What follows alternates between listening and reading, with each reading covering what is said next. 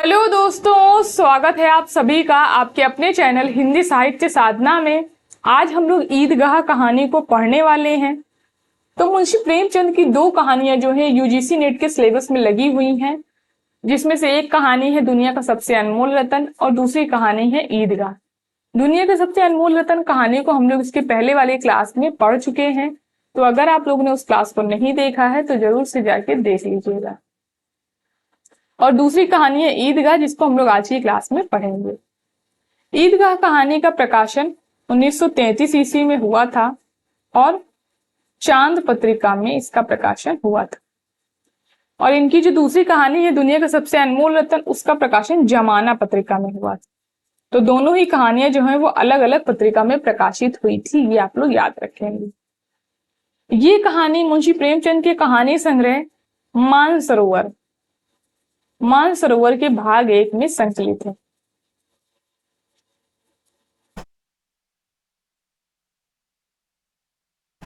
ईदगाह कहानी में जो है वो बाल मनोविज्ञान का चित्रण किया गया है और मुस्लिम समाज का चित्रण जो है इसमें किया है। प्रेमचंद ने ईदगाह कहानी में हामिद नामक एक छोटे से बच्चे के माध्यम से दिखाया है कि किस प्रकार गरीबी में बच्चों की मासूमियत जो है वो समय के पहले खत्म हो जाती है और बच्चे समय से पहले ही बड़ी हो जाते हैं।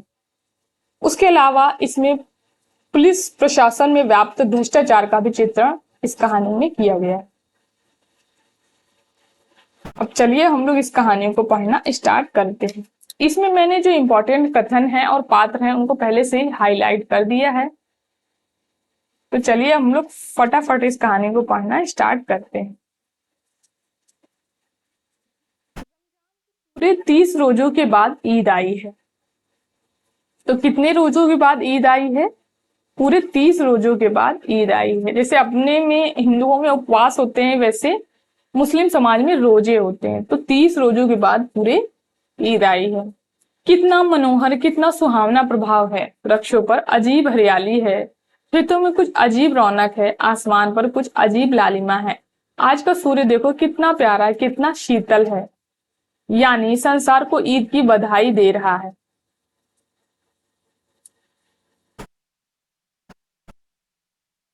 ये जो पंक्तियां हैं इनको देख के आपसे पूछा जा सकता है कि किस कहानी से संबंधित है ये पंक्तियां, और ये इंपॉर्टेंट है, इनको आप लोग याद रखेंगे। गांव में कितनी हलचल है, ईदगाह जाने की तैयारियां हो रही हैं। किसी के कुर्ते में बटन नहीं है, पड़ोस के घर में सुई धागा लेने दौड़ा जा रहा है। किसी के जूते कड़े हो गए हैं, उनमें तेल डालने के लिए तेली के घर पर भागा जाता है। यानी गांव में जो ईदगाह जाने के लिए तैयारी जो है वो चल रही है, सब लोग अपनी अपनी तैयारी कर रहे हैं। जल्दी जल्दी बैलों को सानी पानी दे दें, यानी कि पानी और चारा दे दें। ईदगाह से लौटते लौटते दोपहर हो जाएगी। 3 कोस का पैदल रास्ता। अब जो ईदगाह है वो गांव से कितनी दूरी पर है?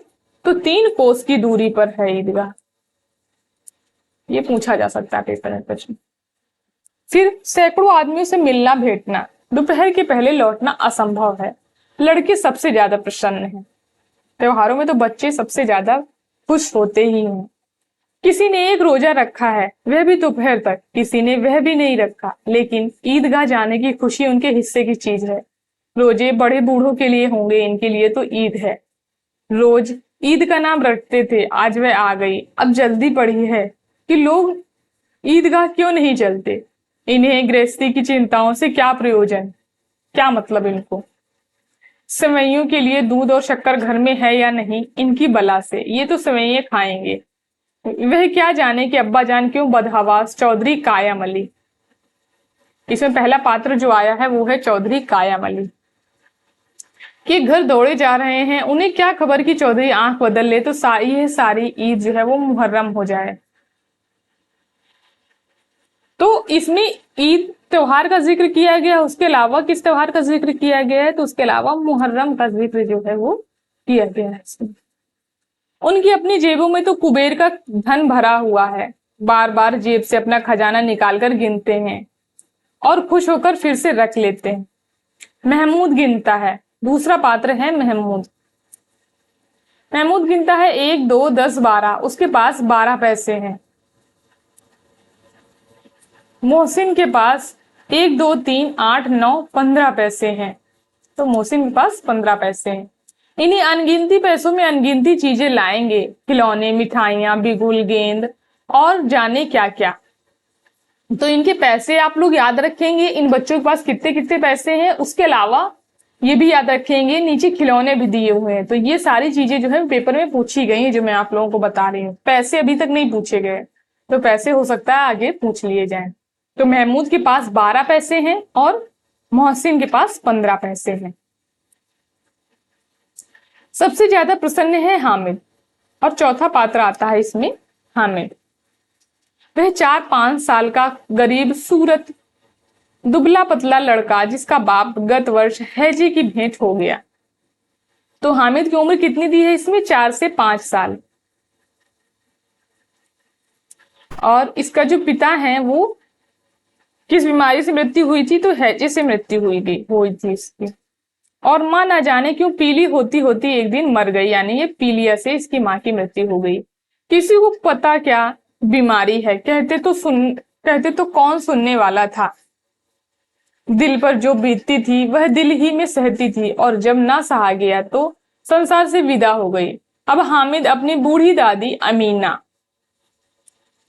की गोद में सोता है और उतना ही प्रसन्न है, यानी वो खुश रहता है। उसके अब्बा जान रुपए कमाने गए हैं, बहुत सी थैलियां लेकर आएंगे। अम्मी जान अल्लाह मियाँ के घर से उसके लिए बड़ी अच्छी अच्छी चीजें लाने गई हैं, इसलिए हामिद प्रसन्न है। यानी कि हामिद को, इस बच्चे को पता ही नहीं कि इसके माँ बाप जो है वो अब इस दुनिया में नहीं है। उसको लग रहा है उसके जो पापा हैं वो रुपए कमाने गए हैं, और अम्मी जो है उसकी वो खिलौने उसके लिए लेने गई हैं। आशा तो बड़ी चीज है, और फिर बच्चों की आशा, उनकी कल्पना तो राई का पर्वत बना लेती है। हामिद के पाँव में जूते नहीं है, सिर पर एक पुरानी धुरानी टोपी है जिसका गोटा काला पड़ गया है, फिर भी वह प्रसन्न है। जब उसके अब्बा जान थैलियां और अम्मी जान नियामतें लेकर आएंगी तो वह दिल से अरमान निकाल लेगा। तब देखेगा मोहसिन, नूरे, सम्मी कहाँ से उतने पैसे निकालेंगे। ये सारे तीनों जो हैं ये हामिद के दोस्त। अभागिन अमीना अपनी कोठरी में बैठी रो रही है। आज ईद का दिन, उसके घर में दाना नहीं। आज आबिद होता तो क्या इसी तरह ईद आती और चली जाती। आबिद जो है वो हामिद का पिता है। इस अंधकार में और निराशा में वो डूबी जा रही है। किसने बुलाया था इस निगोड़ी ईद को? इस घर में उसका काम नहीं, लेकिन हामिद, उसे किसी के मरने जीने से क्या मतलब। उसके अंदर प्रकाश है, बाहर आशा। विपत्ति अपना सारा दलबल लेकर आए, हामिद की आनंद भरी चितवन उसका विध्वंस कर देगी।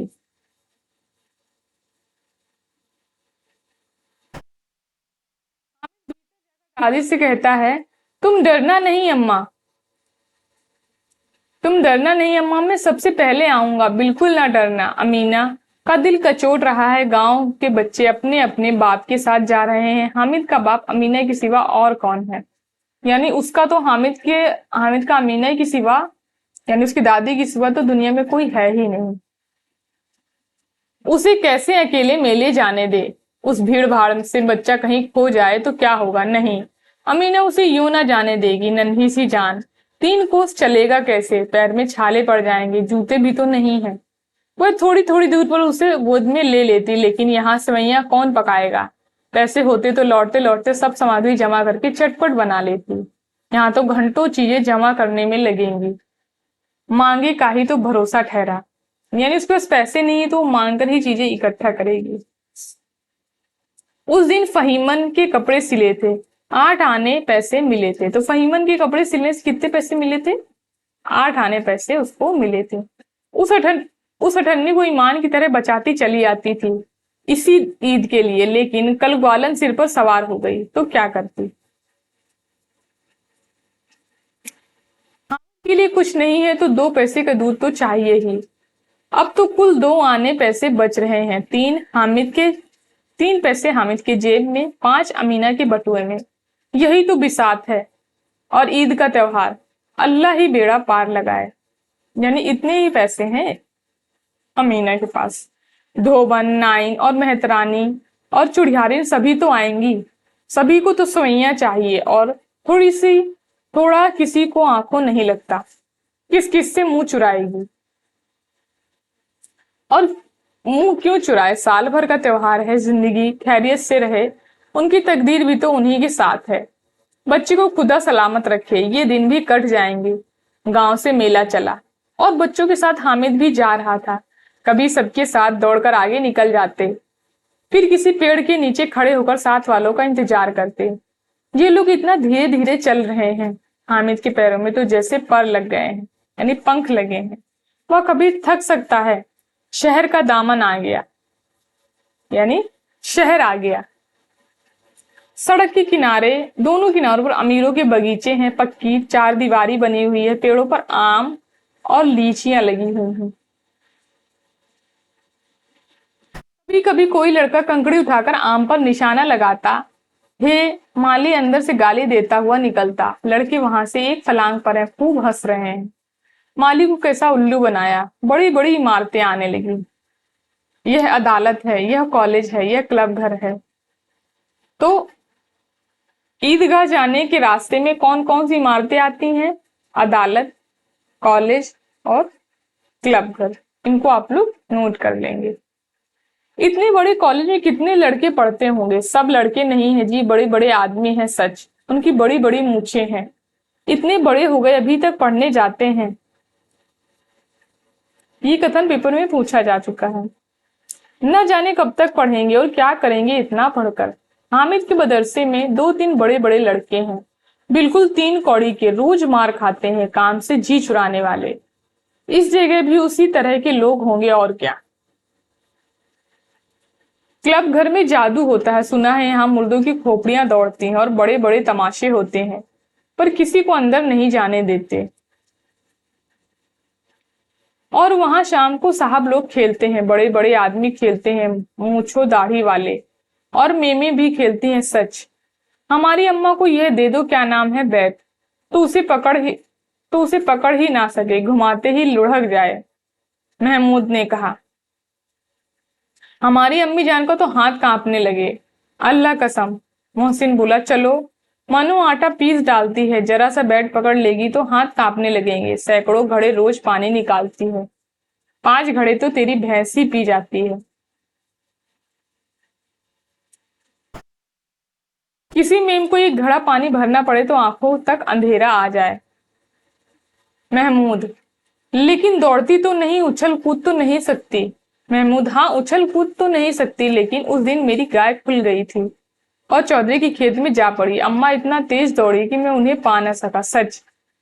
आगे चले। हलवाइयों की दुकानें शुरू हुई, आज खूब सजी हुई थी। कितनी इतनी मिठाइयां कौन खाता है, देखो ना, एक एक दुकान पर मनो मिठाइयां होंगी। सुना है रात को जिन्नात आकर खरीद कर ले जाते हैं। अब्बा कहते हैं कि आधी रात को एक आदमी हर दुकान पर जाता है और जितना माल बचा होता है वह तुलवा लेता है और सचमुच के रुपए देता है, बिल्कुल ऐसे ही रुपए। हामिद को यकीन ना आया, ऐसे रुपए जिन्नात को कहाँ से मिल जाएंगे, यानी उसको यकीन नहीं हुआ कि जिन्नात के पास ऐसे रुपए कहाँ से आएंगे। मोहसिन ने कहा, जिन्नात को रुपए की क्या कमी, जिस खजाने में चाहे चले जाएं, जिस लोहे के दरवाजे चले जाएं, लोहे के दरवाजे तक उन्हें नहीं रोक सकते जनाब, आप हैं किस फेर में। हीरे जवाहरात तक उनके पास रहते हैं, जिससे खुश हो जाएं उसे टोकरू जवाहरात दे दिए। अभी यहीं बैठे हैं, 5 मिनट में कलकत्ता पहुंच जाएं। तो कलकत्ता शहर का जिक्र जो है इस कहानी में किया गया है। हामिद ने फिर पूछा, जिन्नात बहुत बड़े बड़े होते हैं। मोहसिन, एक एक सिर आसमान के बराबर होता है जी। जमीन पर खड़े हो जाएं तो उसका सिर आसमान से जा लगे, मगर चाहे तो एक लोटे में घुस जाएं। हामिद, लोग उन्हें कैसे खुश करते होंगे, मुझे कोई यह मंत्र बता दे तो एक जिन्न को खुश कर लूं। मोहसिन, अब यह तो ना जानता, लेकिन चौधरी साहब के काबू में। तो चौधरी कयामत अली की जो ऊपर बात हुई थी वही चौधरी हैं ये। चौधरी साहब के काबू में बहुत सी जिन्नात हैं, कोई चीज चोरी हो जाए चौधरी साहब उसका पता लगा देंगे और चोर का नाम बता देंगे। जुमराती का बछुआ उस दिन खो गया था, 3 दिन हैरान हुए, यानी 3 दिन उसको ढूंढते रहे, कहीं ना मिला। तब झक मारकर चौधरी के पास गए। चौधरी ने तुरंत बता दिया, मवेशी खाने में है, और वहीं मिला। जिन्नात आकर उन्हें सारे जहान की यानी सारे संसार की खबर देते हैं। अब उसकी समझ में आ गई कि चौधरी के पास इतना धन, चौधरी के पास क्यों इतना धन है और क्यों उसका इतना सम्मान है। आगे चले, यह पुलिस लाइन है। यही सब कांस्टेबल कवायद करते हैं राइट एंड 5-4।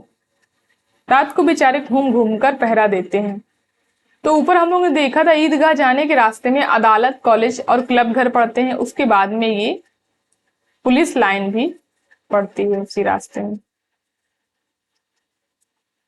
तो ये लोग घूम घूम कर पर्दा पहरा देते हैं, सॉरी, नहीं चोरियां हो जाएं। मोहसिन ने प्रतिवाद किया, यह कांस्टेबल पहरा देते हैं तभी तुम बहुत जानते हो। अजी हजरत यही चोरी कराते हैं, यह चोरी करते हैं। शहर के जितने चोर डाकू है सब इनसे मोहल्ले में जाकर जागते रहो पुकारते हैं, तभी इन लोगों के पास इतने रुपए आते हैं। मेरे मामू एक थाने में कांस्टेबल हैं, 1200 रुपए महीना पाते हैं, लेकिन 50 रुपए 12 रुपए महीना पाते हैं, लेकिन 50 रुपए घर भेजते हैं। तो कांस्टेबल जो है किसके मामू हैं? तो मोहसिन के मामू जो है वो कांस्टेबल है। ये आप लोग याद रखें।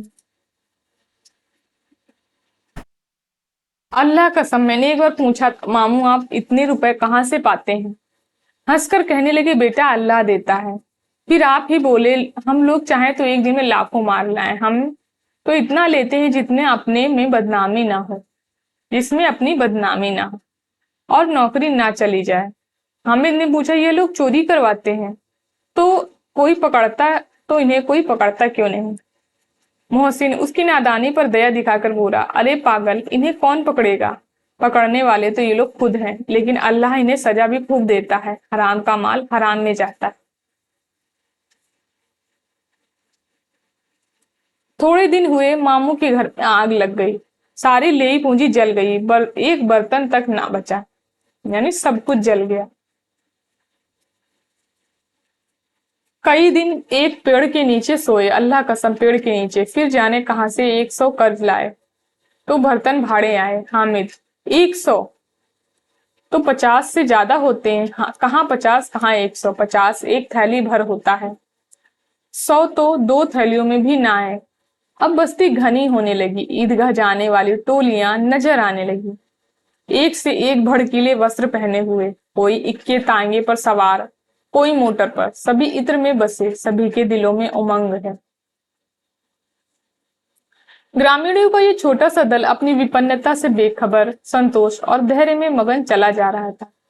बच्चों के लिए नगर की सभी चीजें अनोखी थी, जिस चीज की ओर ताकते ताकते ही रह जाते, और पीछे से हॉर्न की आवाज होने पर भी ना चेतते, यानी उनको समझ नहीं आता पीछे की हॉर्न बज रहा है। वो इतना सामान देखने में, वहां की चीजें देखने में खो जाते थे। हामिद तो मोटर के नीचे जाते जाते बचा। सहसा ईदगाह नजर आई, ऊपर इमली के घने वृक्षों की छाया, नीचे पक्का फर्श है जिस पर जाजम बिछा हुआ है, और रोजीदारों की पंक्तियां एक के पीछे एक न जाने कहां तक चली गई हैं। पक्की जगत के नीचे तक, जहां जाजम भी नहीं है, नए आने वाले आकर पीछे की कतार में खड़े हो जाते हैं। आगे जगह नहीं है, यहाँ कोई धन और पद नहीं देखता, इस्लाम की निगाह में सब बराबर है। इन ग्रामीणों ने भी वजू किया और पिछली पंक्तियों में खड़े हो गए। कितना सुंदर संचालन है, कितनी सुंदर व्यवस्था है। लाखों सिर एक साथ सजदे में झुक जाते हैं, फिर सबके सब एक साथ खड़े हो जाते हैं, एक साथ झुकते हैं और एक साथ खड़े हो जाते हैं, एक साथ खड़े हो जाते हैं, एक साथ झुकते हैं। कई बार यही क्रिया होती है, जैसे बिजली की लाखों बत्तियां एक साथ प्रदीप्त हो जाएं और एक साथ बुझ जाएं, यानी एक साथ जलें बिजली की लाखों बत्तियां और एक साथ बुझ जाएं।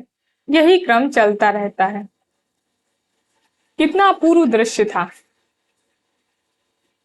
जिसकी सामूहिक क्रियाएं विस्तार और अनंतता हृदय को श्रद्धा, गर्व और आत्मानंद से भर देती है। मानो भ्रातृत्व का एक सूत्र इन समस्त आत्माओं को एक लड़ी में पिरोए हुए है। नमाज खत्म हुई। आपस में आपस में लोग गले मिल रहे हैं, तब मिठाई और खिलौनों की दुकानों पर धावा होता है। ग्रामीणों का यह दल इस विषय में बालकों से कम उत्साही नहीं है। यह देखो हिंडोला, 1 पैसा देकर चढ़ जाओ, कभी आसमान पर जाते हुए मालूम होगे, कभी जमीन पर गिरते हुए।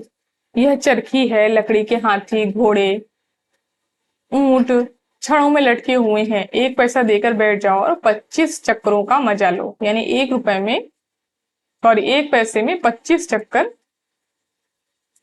का मजा लो।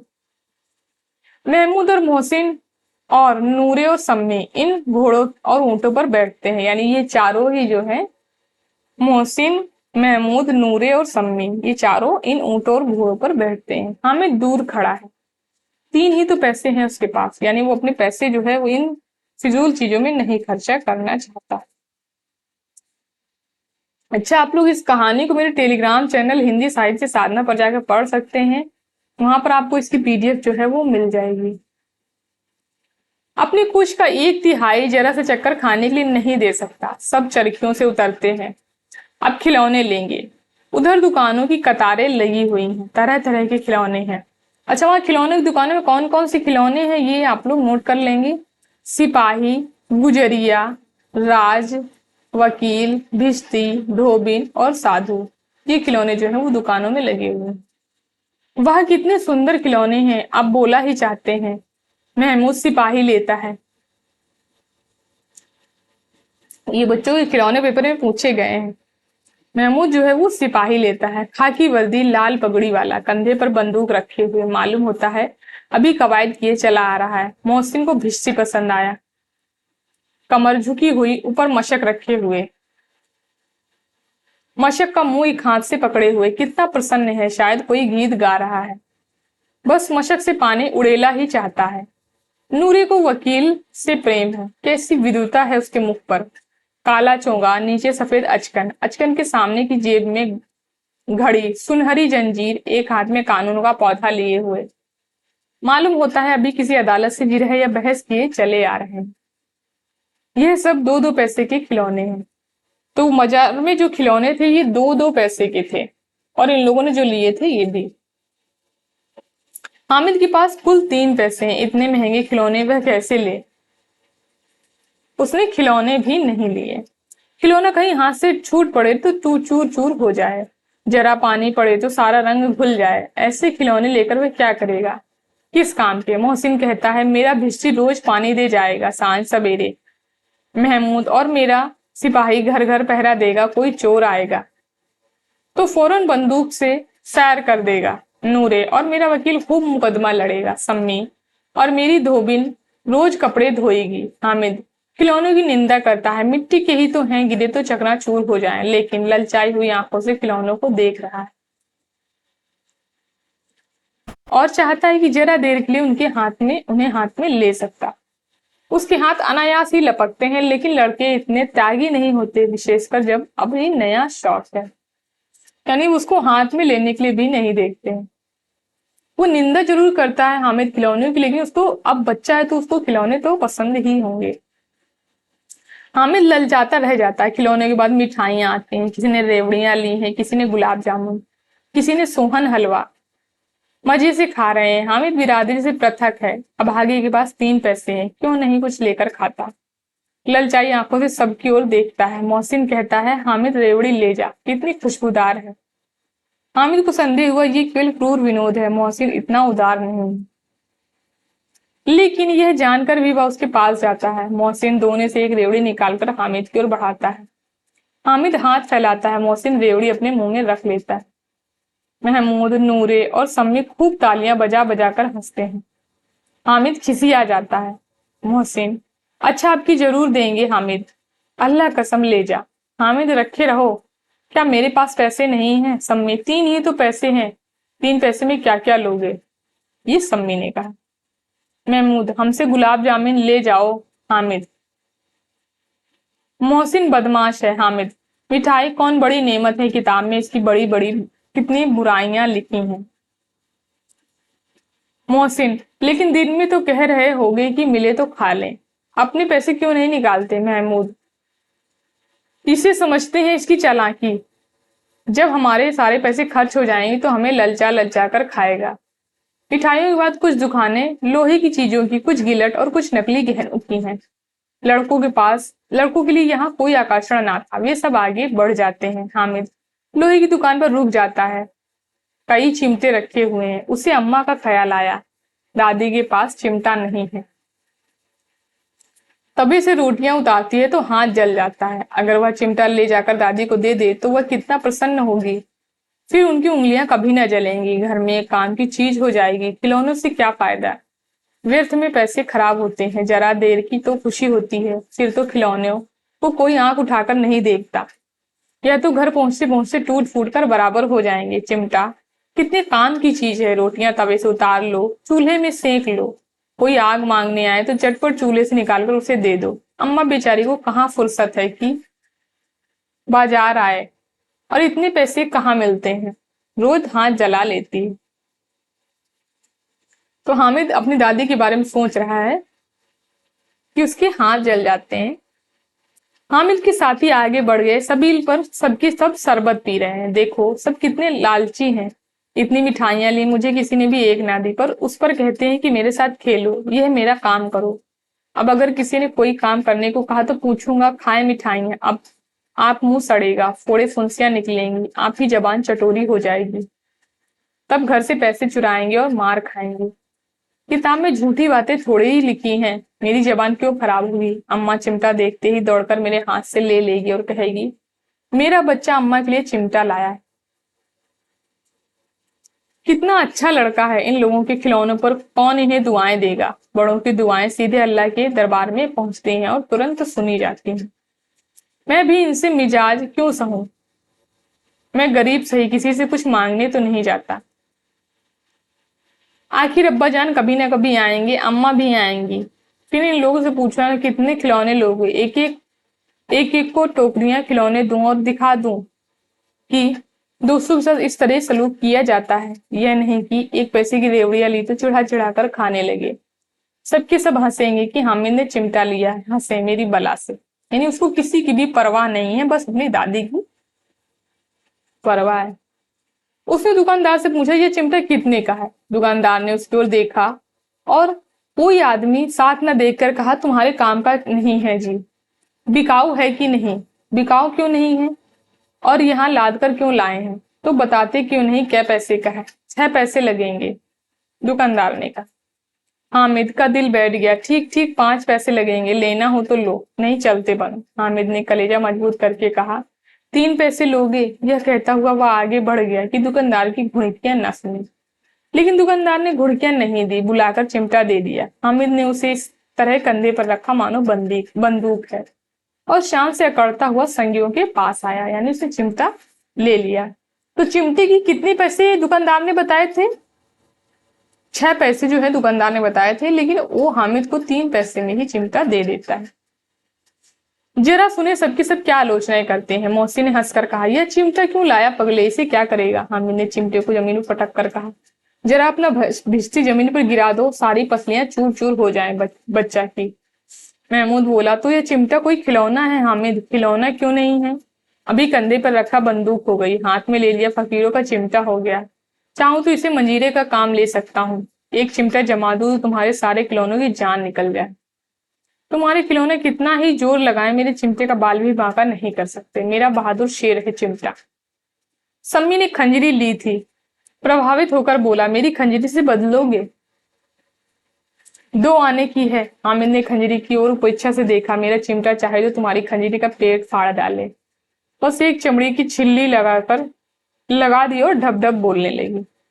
जरा सा पानी लग जाए तो खत्म हो जाए। यानी उनकी खिलौनों की उपेक्षा करता है हामिद।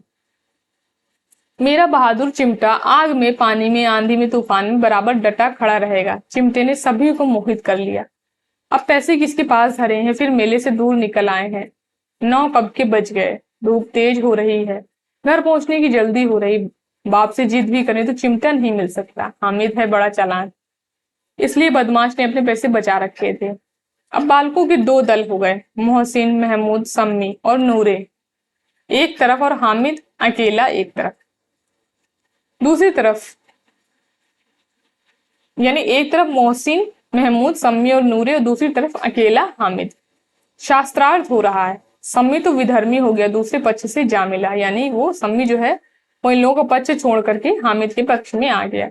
लेकिन मोहसिन, महमूद और नूरे भी हामिद से एक एक दो दो साल बड़े होने पर भी हामिद के आघातों से आतंकित हो थे। यानी ये लोग जो थे ये हामिद से एक एक दो दो साल बड़े थे।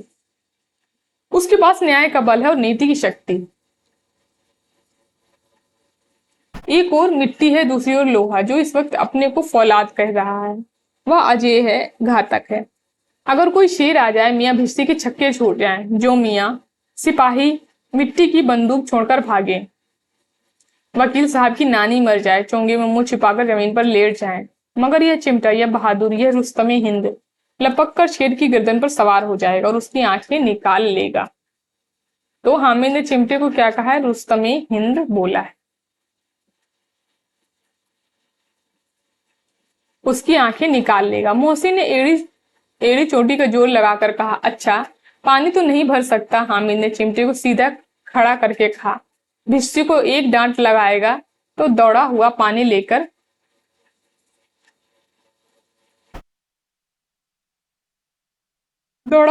लाकर उससे द्वार पर छिड़कने लगेगा। मोहसिन परास्त हो गया, पर महमूद ने कुमुक पहुंचाई, अगर बच्चा पकड़ जाए तो अदालत में फंसे बंधे बंधे फिरेंगे, तब तो वकील साहब के पैरों पर पड़ोगे। हामिद इस प्रबल तर्क का जवाब न दे सका। उसने पूछा, हमें कौन पकड़ेगा? नूरे ने अकड़कर कहा, यह सिपाही बंदूक वाला।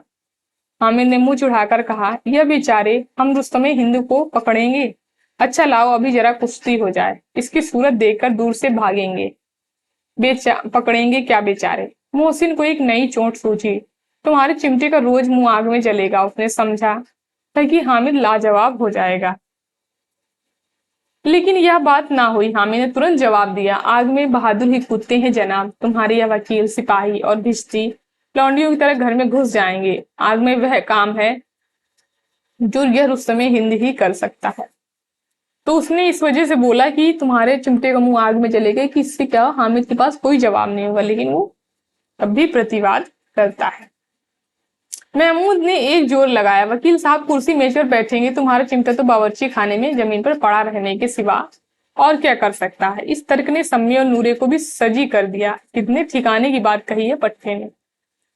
चिमटा बावर्ची खाने में पड़ा रहने से और क्या कर सकता है। हामिद को कोई फड़कता हुआ जवाब न सूझा तो उसने धांधली शुरू की, मेरा चिमटा बावर्ची खाने में नहीं रहेगा। वकील साहब कुर्सी पर बैठेंगे तो जाकर उन्हें जमीन पर पटक देगा और उनका कानून उनके पेट में डाल देगा। बात कुछ बनी नहीं, गाली गलौज थी, खाली गाली गलौज थी, लेकिन कानून को पेट में डालने वाली बात छा गई। ऐसी छा गई कि तीनों सुरमा मुंह ताकते रह गए, मानो कोई धेलचा कान कौआ किसी गंडे वाले कान कौए को काट गया। कानून मुख से बाहर निकालने वाली चीज है, उसको पेट के अंदर डाल दिया जाना बेतुकी सी बात होने पर कुछ नयापन रखती है। यानी तीनों जो थे, महमूद, मोहसिन और नूरे जो है, तीनों परास्त हो गए हामिद से। हामिद ने मैदान मार लिया, उसका चिमटा रुस्तमे हिंद है। अब इसमें मोहसिन, महमूद, नूरे, सम्मी किसी को भी आपत्ति नहीं हो सकती। विजेता को हारने वालों से जो सत्कार मिलना स्वाभाविक है, वह हामिद को भी मिला। औरों ने 3-3 4-4 आने पैसे खर्च किए पर कोई काम की चीज ना ले सके। हामिद ने 3 पैसे में रंग जमा लिए। सच ही तो है, खिलौनों का क्या भरोसा, टूट फूट जाएंगे। हामिद का चिमटा तो बना रहेगा बरसों। संधि की शर्तें तय होने लगी। मोहसिन ने कहा, जरा अपना चिमटा दो, हम भी देखें, तुम हमारी भिश्ती लेकर देखो। महमूद और नूरे ने भी अपने अपने खिलौने पेश किए। हामिद को इन शर्तों को मानने में कोई आपत्ति ना थी। चिमटा बारी बारी से सबके हाथ में गया और उनके खिलौने बारी बारी से हामिद के हाथ में आए। कितने खूबसूरत खिलौने हैं। हामिद ने हारने वालों के आंसू पोंछे, मैं तुम्हें चिढ़ा रहा था, सच। यह चिमटा भला इन खिलौनों की क्या बराबरी करेगा। मालूम होता है, अब बोले अब बोले। लेकिन मोहसिन की पार्टी को इस दिलासे से संतोष नहीं होता। चिमटे का सिलका खूब बैठ गया, चिपका हुआ टिकट अब पानी से नहीं छूट रहा है। मोहसिन, लेकिन इन खिलौनों के लिए कोई हमें दुआ तो ना देगा। महमूद, दुआ को फिरते उल्टे मार ना पड़े। अम्मा, जरूर कहेगी कि मेले में या मिट्टी के खिलौने मिले। हामिद को स्वीकार करना पड़ा कि खिलौनों को देखकर किसी की माँ इतनी खुश ना होगी जितनी दादी चिमटे को देखकर होगी। 3 पैसों में उसने सब कुछ करना था और उन पैसों के इन उपायों पर पछतावे की जरूरत ना थी उसको। फिर अब तो चिमटा उस समय हिंद है और सभी खिलौनों का बादशाह है। रास्ते में महमूद को भूख लगी, उसके बाप ने केले खाने को दिए। तो रास्ते में भूख किसको लगी थी? महमूद को भूख लगी थी और उसके बाप ने उसको केले खाने के लिए दिए। महमूद ने केवल हामिद को साझी बनाया, यानी उसको भी खाने के लिए दिए उसने। उसके अन्य मित्र मुंह ताकते रहे। यह उस चिमटे का प्रसाद था। 11 बजे गांव में हलचल मच गई। मेले वाले आ गए। 11 बजे तक वो लोग ईदगाह से गांव पहुंच गए थे। मोसी की छोटी बहन दौड़कर भिश्ती उसके हाथ से छीन लिया। मारी खुशी की उछली तो मियाँ भिश्ते नीचे आ रहे और सुरलोक सिधा रहे। इस पर भाई बहनों में बहुत मारपीट हुई। दोनों खूब रोई। उसकी अम्मा यह शोर सुनकर बिगड़ी और दोनों को 2-2 चांटे लगाए। मियाँ नूरी की वकील कांत उनके प्रतिष्ठा अनुकूल इससे ज्यादा गौरवमय हुआ। वकील जमीन पर या तो ताक पर नहीं बैठ सकता, उसकी मर्यादा का विचार तो करना ही होगा। दीवार में फुटियां गाड़ी गईं, उन पर लकड़ी का पटरा रखा गया। पटरे पर कागज का कालीन बिछाया गया। वकील राजा भोज की भांति सिंहासन में विराजे। नूरे ने उन्हें पंखा झलना यानी पंखा करना शुरू किया। अदालतों में खर की टट्टियां और बिजली के पंखे रहते हैं, तो इसीलिए उसने पंखा करना उसको शुरू किया। क्या यह मामूली पंखा भी ना हो? कानून की गर्मी दिमाग पर चढ़ जाएगी कि नहीं। पास का पंखा आया और नूरी हवा करने लगे। मालूम नहीं पंखे की हवा से या पंखे की चोट से वकील साहब स्वर्गलोक से मृत्यु लोग आ रहे और उनका माटी का चोला माटी में मिल गया। फिर बड़े जोर से उनसे मातम हुआ और वकील साहब की अस्थि घूरे में डाल दी गई। अब रहा महमूद का सिपाही। तो सबके खिलौनों के बारे में बताने कि इनका क्या हासिल हुआ सबके खिलौनों का। महमूद का सिपाही, उसे चटपट गांव का पहरा देने का चार्ज मिला, लेकिन पुलिस का सिपाही कोई साधारण व्यक्ति तो नहीं जो अपने पैरों से चले व पालकी पर चलेगा। एक टोकरी आई, उसमें कुछ लाल रंग के फटे पुराने चिथड़े बिछाए गए जिसमें सिपाही साहब आराम से लेटे। नूरी ने यह टोकरी उठाई और अपने द्वार पर चक्कर लगाने लगे। इनके दोनों छोटे भाई सिपाही की तरह छोने वाले जागते रहो पुकारते चलते हैं, मगर रात तो अंधेरी होनी चाहिए। नूरे को ठोकर लग जाती है। टोकरी उसके हाथ से छूटकर गिर पड़ती है और मियाँ सिपाही अपनी बंदूक लिए जमीन पर आ जाते हैं और उनकी टांग में विकार आ जाता है। महमूद को ज्ञात हुआ कि वह अच्छा डॉक्टर है। उसको ऐसा मरहम मिल गया जिससे वह टूटी टांग को आनर फानर में जोड़ सकता है। केवल गूलर का दूध चाहिए। तो महमूद अपने सिपाही की टांग किससे जोड़ना चाहता था? गूलर के दूध से। गूलर का दूध आता है, टांग जवाब दे देती है। शल्य क्रिया असफल हुई तब उसकी दूसरी टांग भी तोड़ दी जाती है। यानी जब वो एक टांग नहीं जुड़ती गूलर के दूध से तो दूसरी टांग भी उसकी तोड़ दी जाती है। अब कम से कम एक जगह आराम से बैठ तो सकता है, एक टांग से तो ना चल सकता था ना बैठ सकता था। अब वह सिपाही सन्यासी हो गया। अपनी जगह पर बैठा बैठा पहरा देता है, कभी कभी कभी देवता बन जाता है। उसके सिर की झालरदार साफा खुरच दिया गया है। अब उसका जितना रूपांतर चाहो कर सकते हो। कभी कभी तो उससे बांट का काम भी लिया जाता है। अब मियाँ हामिद का हाल सुनिए। अमीना उसकी आवाज सुनते ही दौड़ी, उसे गोद में उठाकर प्यार करने लगी। सहसा उसके हाथ में चिमटा देखकर वह चौंकी। यह चिमटा कहाँ था? मैंने मेले से लिया है। क्या पैसे में? 3 पैसे में। अमीना ने छाती पीट ली। यह कैसा बेसमझ लड़का है, दोपहर हुआ कुछ खाया न पिया, लाया क्या है चिमटा? सारे मेले में तुझे और कोई चीज ना मिली जो यह चिमटा, लोहे का चिमटा उठा लाया। यानी वो उसको चिल्लाती कि दोपहर हो गई, तुमको कुछ खा लेना चाहिए था। हामिद ने अपराधी भाव से कहा, तुम्हारी उंगलियां तवे से जल जाती हैं, इसलिए मैंने इसे लिया है। बुढ़िया का क्रोध तुरंत स्नेह में बदल गया और स्नेह भी वह नहीं जो प्रगल्भ होता है और अपनी सारी कसक शब्दों में बिखेर देता है। यह मूक स्नेह था, खूब ठोस रस और स्वाद से भरा हुआ।